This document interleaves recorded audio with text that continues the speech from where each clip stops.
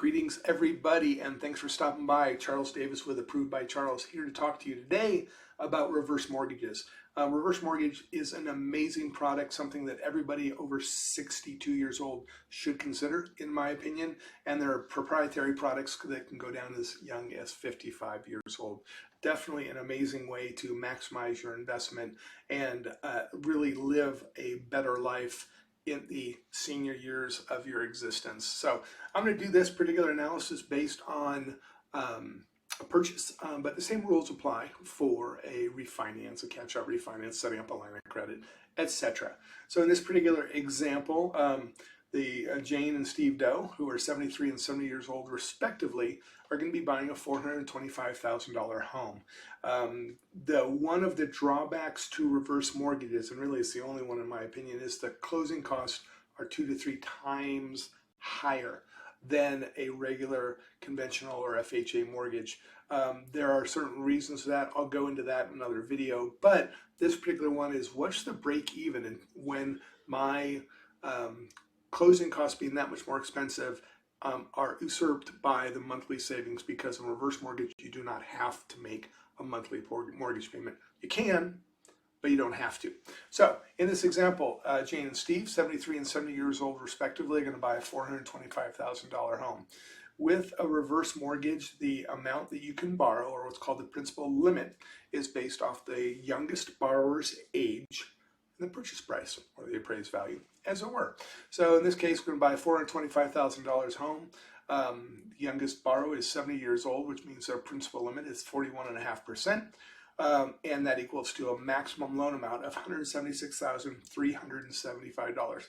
So all things being equal, we're going to use, if you had done a regular 30-year fixed mortgage at today's prevailing rate that I can get you as a broker, and what that principal interest payment would be, and how long you would break even on that from the closing cost against the monies that you are not necessarily paying per month for the principal and interest on a reverse mortgage. So I've estimated the closing cost of $22,047 for this $425,000 purchase. And I've estimated that the current 30-year conventional fixed rate of 4.875%, which gives us a monthly principal and interest payment only of $1,043. Now, what's important here is that you're still responsible for property taxes, homeowners insurance, HOA, things along those lines, flood insurance, if they apply. So I'm only comparing apples to apples of a principal and interest payment savings, just so you know. So in this example, the break even is 21 months. Ironically enough, the break even is almost always 21 months.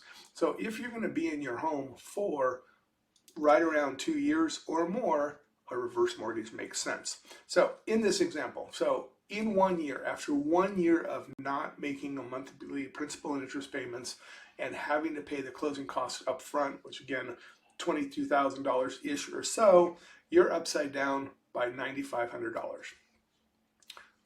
If you end up having to sell at that point in time because you left the planet or left the house, you've lost money. And I would never recommend a reverse mortgage to somebody who's going to be in the property less than 2 years. It just doesn't make sense because the costs are expensive. However, let's go to the 2-year return on investment, which is 24 months. After 2 years, you have saved $2,993 total. And then if you invest that money at the end of 2 years, will be at the S&P 500 historical average, an amount of $3,348. And so I've rolled this up to 5, 10, 20, and 30 years for the return on investment. After 5 years, just not making the payments of $1,043 a month, you have saved out of pocket $40,553. That's a big chunk of change that you can spend on your family. And again, that's $1,043 a month extra that you would have available to you to live life. If you invest those monies could be worth $51,901 invested at the S&P historical rate.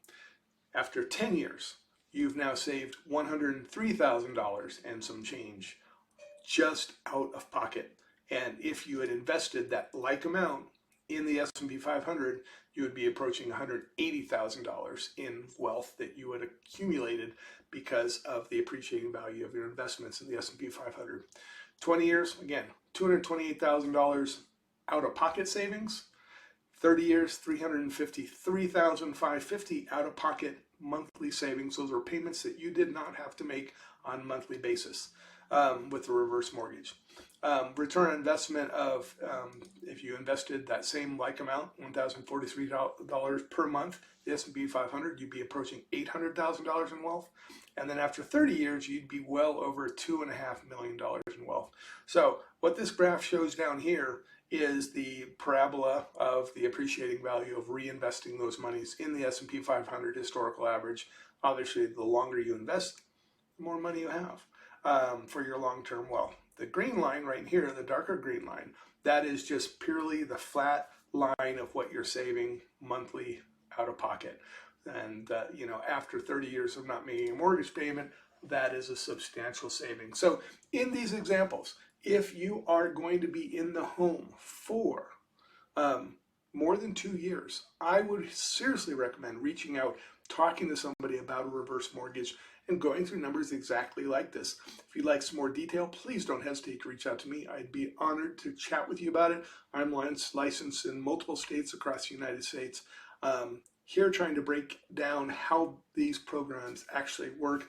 A lot of people know how to do them, but don't know how to explain them very well. So that's what I'm here to do. Thank you very much. You have a fantastic day. Please like and subscribe if you like what I'm doing, and comment below if you have any comments on what I've talked about here, or if there's any additional topics that you'd like me to talk about. Please don't hesitate to put them down. Thanks a lot. Have a fabulous day.